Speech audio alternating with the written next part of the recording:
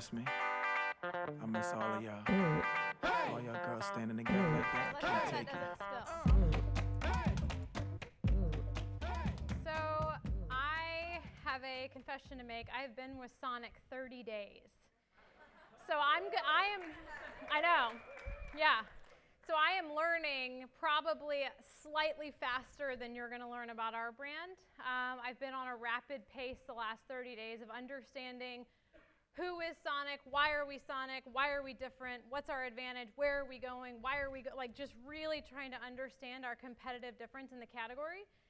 And it's been such a wild ride that they were like, hey, why don't you go to Digiday and talk about this topic? So I'm really glad to be here and have really enjoyed hearing the last couple of speeches. And I find that we probably all have a lot in common. Most of us who are more paramount landmark brands who have been around in American culture for a while are finding ourselves in a place of redefinition, trying to modernize our purpose with the introduction of technology, and trying to do it in a way that's authentic. I came from Yum Brands. I led the digital business for Pizza Hut most recently, and I think I found that in the category of QSR, there is a battle going on where everyone's trying to send a message to the same consumer. And what's interesting is consumers will only receive messages that are realistic, that make sense, and that are authentic to the purpose of your brand. So what I'm going to do is I'm going to talk you through Sonic. I can't take credit for any of this. I can just tell you a little bit about the story and tell you I'm really proud to be a part of this brand. It's a winning brand, and I will say that it's one of the most unique brands in the QSR category because it's traditional, it stands for something really strong, and I think they know uniquely who they are. So stop me at any point, or maybe stop me at the end, however this is supposed to work, and ask me any questions you've got. So today I'm going to specifically talk to you about the intersection of 2 points, which is content and technology.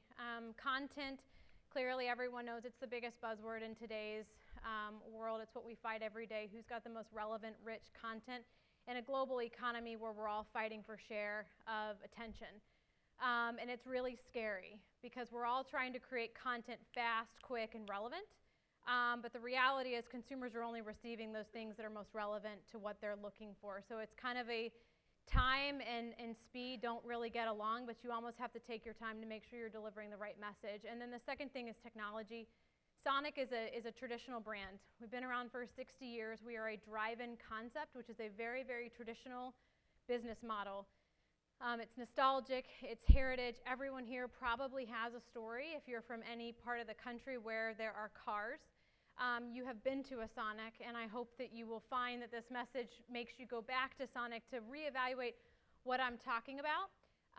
So we have invested in a big piece of technology at our drive-ins to allow us to talk to consumers, allow them to interact with us, and allow a back-end technology system to fuel a communication funnel with consumers that lasts well beyond the point of purchase. And it's pretty powerful, and it's something that I don't think any other fast food chain can, within 10 years really catch up to because it is so incredibly unique to our brand. So I'm going to talk to you a little bit about content, and these are more learnings. And I know when we were asked to come forward and talk to you guys about content in our world and really kind of give you some real life definition of what worked and what hasn't, we assembled this together. So as I go through this is more of our test case and kind of where we're going from it. So within social media, there are new platforms being developed, constantly. And I think the challenge as marketers that we have is figuring out what makes sense for us to play in. And the fear is that millennials are going to quickly, or whomever your target is going to quickly go to a new platform that you're not a part of. And that may be okay if that means that your brand is protected from trying to be something it's not. And so what we did with Snapchat specifically is Snapchat came onto the face of the earth and really revolutionized how consumers are consuming content. It is a disappearing act. It is an exclusive platform, only can be seen here. Whatever you're seeing, it's only seen there, and it goes away really quickly. So I think a mistake that a lot of brands, and even us, have made at times is we're there because we want to say that we're there. What the team did is they took a product only developed for Snapchat, launched it on Snapchat, and it was called a Fry Little Doggy. So we're a hamburger and hot dog and slush and beverage business, and so we launched a little doggy that had fries on it, kind of like a secret menu type item, launched it exclusively through Snapchat, and saw an overnight shift in our business on that product. Didn't talk about it anywhere else. So we could attribute sales and movement to Snapchat, and it drove a lot of attraction because it truly leveraged the power of what Snapchat stands for.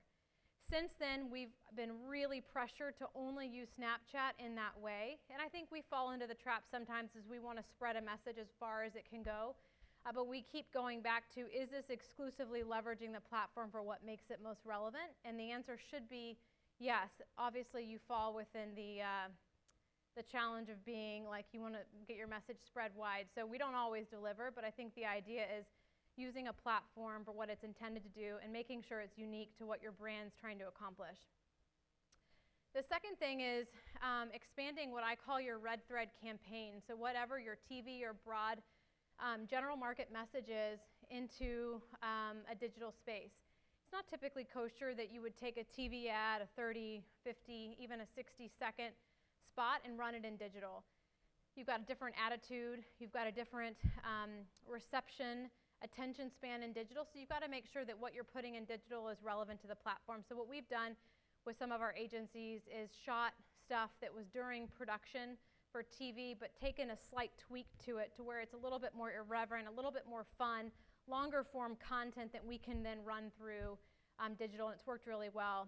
And I'm going to take you through a couple of videos so you can kind of get a feel for what we've done that's not TV, but you'll recognize some of the faces behind the campaign, which is our two guys that most of you are probably familiar with. And then the third thing is creating agnostic content to the platform. So recently, this past year, we partnered with Kevin Durant, and he is our only celebrity-aligned partner. He is incredibly passionate about our brand, and we shot during the NBA Finals a couple of spots with him that because of where they were in the year, they weren't isolated to a campaign that we were developing. It was more relevant to what was going on in pop culture, sports, and what was being chatted about on social media. That content felt much more relevant broadly. And that doesn't always happen because it isn't always so timely that you're shooting content and an idea during what happens to be trending in other mediums. So that's a little bit of an anomaly, something we didn't intend on happening, but the learning is make sure you're thinking about stuff a little bit further than just the immediate, and you may find you have a bigger idea. So with that, I'm going to show you two reels. The first reel is going to be the expanded content piece. This is using our two guys, Pete and TJ, who are the Red Thread campaign of Sonic TV. Really funny. They've been with us 12 years, and they've done a really good job of reaching millennials and teens specifically, which is why we have felt that it was relevant to bring these guys into the digital space. And the second is our Kevin Durant work, which we're super proud of. And I think you'll see that both have a different feel, but both very relevant in digital. Warning, this workout is not... Whoops. Well, hang on. When I'm on the court, it's all about focus. It's supposed to be bigger, but you guys The will only hear. thing on my mind is basketball. Not the new candy slushes at Sonic. Definitely not those. Not even the blue raspberry one with nerds. Or green apple with Jolly Ranchers. Yeah. Jolly Rancher. That's a funny name. What does a rancher have to be so jolly about? Guess if I lived on a ranch, I'd be jolly too. Howdy. Welcome to my Jolly Ranch.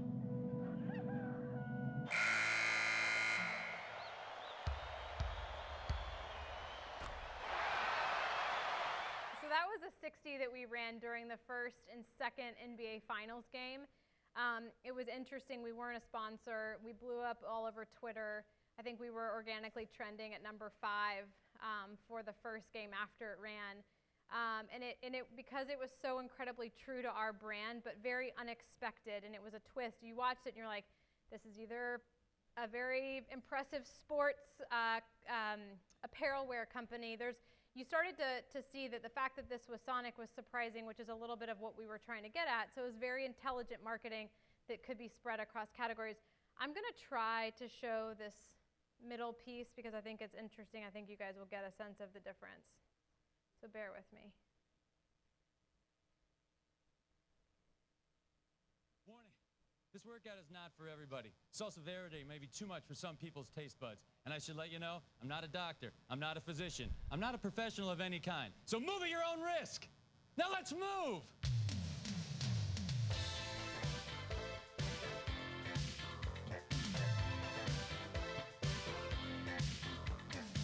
Morning, and welcome to Train Your Buds. How's everybody feeling? Don't answer. I know how you're feeling. You're feeling hungry. You're feeling hungry. Get that nice rotation. And we're ordering. Welcome to Sonic. And order. Can I get for And you? order. Welcome to Sonic. Serve. Oh, this burrito's got some salsa verde. That means it's got a little kick, and a little kick, and a little kick. Not too much now, not too much. Everybody can kick it. Go ahead and scramble those eggs. Scramble those eggs. And we're crunching. Bacon bends, everybody. Bacon bends. Let your nose lead you. Shakes and sides. Shakes and sides. And grab the napkins. Grab one and two and dab. If you're a messy eater, go ahead and go all the way around. Gloria here eats like a pig. Gloria, get your whole face. Get your whole face. Rarely gets her food in her mouth. Woo! That was it! We worked out. You guys were awesome. So why don't you join us back here tomorrow, the same time, same place. See you tomorrow at Sonic! All right. So you got a little sense of how we can have some fun on set, but do it intentionally with content we know will resonate. Interestingly enough, when we ran this campaign, that was actually where all of the talk value was. And because these guys are so funny, we don't take ourselves too seriously, and they truly get into character. It became much more believable and another addition to why we are who we are. The second piece, and probably the meat of why I'm here today, is to talk to you about how we're going to be leveraging technology in our drive-ins to be driving repurchase and engagement with consumers. As I mentioned, we have these unique stalls that our consumers drive into, and we're installing digital touchscreens in 100% of our stores by the end of next year. So it's a pretty lofty goal, and it's not just installing these digital touchscreens for the sake of having them. It's to help be a communication and a content device to make our messaging to consumers very one-to-one. That's a lot of buzzwords in one sentence. What does it mean? It means I should be able to connect your mobile, your email, CRM, loyalty, your app. I should be able to connect all of your personalized messages into this touchscreen such that when you go to Sonic, you get a different experience than when I go. And that's a big feat. All of it's going to be powered by technology that's really synonymous with every other one of our digital touch points. The idea is we have 11 minutes with consumers when they're on our lot. Most fast food companies are looking to achieve a 30-second in and out. How fast, how accurate can we get them in and out? And we have 11 minutes to engage. What you do with that 11 minutes is really critical. You can choose to do nothing with it, and then you've potentially lost your ability to talk to consumers about the next day part. We have 5 day parts. We have breakfast, lunch, afternoon, dinner, and evening. And so what we want to do is make sure at every single point in time that you're touching our stores, our restaurants, we're able to re-engage you to come back for the next time. So technology is a huge driver of our future, and content helps engage consumers. Consumers don't come to us for technology. They come to us for great food, entertainment. We're a break, and we're a source of connection. Most people come to our restaurant, sit in the car with their bud, chat, have 30, 45 minutes off of work. And we want to use that time to message you about why coming back can be equally as great or even better. So we're super excited. It's, we're working on it aggressively right now. It's kind of our big push for this next year. Ultimately, what we want to do is make your experience accurate. We want you to be able to explore our menu, really have a much more personalized experience with our brand, and develop your Sonic personality, develop your Sonic behavior, and we can do that all through a technology engine that starts and ends in our stalls.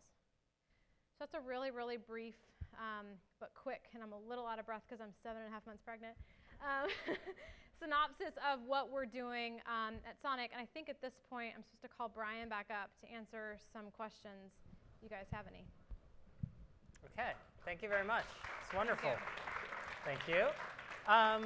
You mentioned the M word, millennials, a few times, and drawing upon both your time at Pizza Hut, because I know you've only been at Sonic a few months, and at Sonic, what do you think is sort of the biggest challenge? You hear a lot about millennials, you can't reach them through traditional media and stuff like that.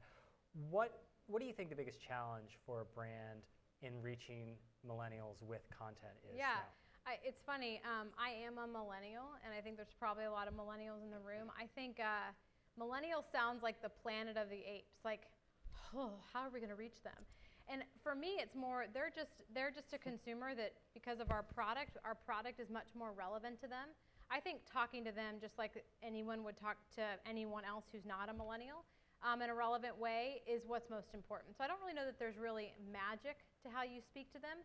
I think connecting with them with the right message, being really relevant about why, and being authentic, I think they can, because there is so many messages coming at them, making sure what you're saying is authentic, and making sure you're playing in an area that makes sense for your brand. I think that's when the true test of should I be here and am I worth what I'm asking you to do.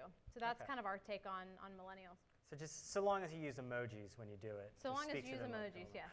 Okay, want to open it up. We have time for 1 or 2 questions. People are seeing. None. People Oh are my God. seeing the drinks. Yes. Okay. So, pardon me, wine. Wrong pipe. Okay. Yeah. So it's so hard for some companies to make significant digital investment like you have. You know, Starbucks has talked about how Howard Schultz has talked about how their app has transformed their business, but a lot of companies would not do that kind of investment towards technology. How did you guys get over it? I know you've only been there for 30 days, so this may or may not be something you can answer, but how did you guys get over that hurdle that you wanted to make this investment? Yeah, so we don't take light of the fact there was a ton of testing done. So Sonic's been at this for a few years, trying to figure out the value of technology and digital, and how do you purposefully do it in a way that makes sense to drive sales for your brand. So they've been at testing different ways to use the screens at the stalls to drive transactional growth, check growth, things like that. So there are probably inchworm ways that you can get yourself to prove a business case without going all the way. I think we're still trying to figure out how far can we go without going too far, just for the sake of going so far. So I think it's probably twofold. We're still testing long term, but I think we know enough about short-term gains to know that we can prove out the investment. We're a franchise model. So making sure that it's profitable for our franchisees is our number one steward. And we've been able to do that. So it's testing within corporate walls and within stores, franchise stores that'll let us participate. Okay. Sarah, thank you Yeah, so much. thank and you. thank you for bringing the gift Yeah, cards. thanks. Thank you. Cool.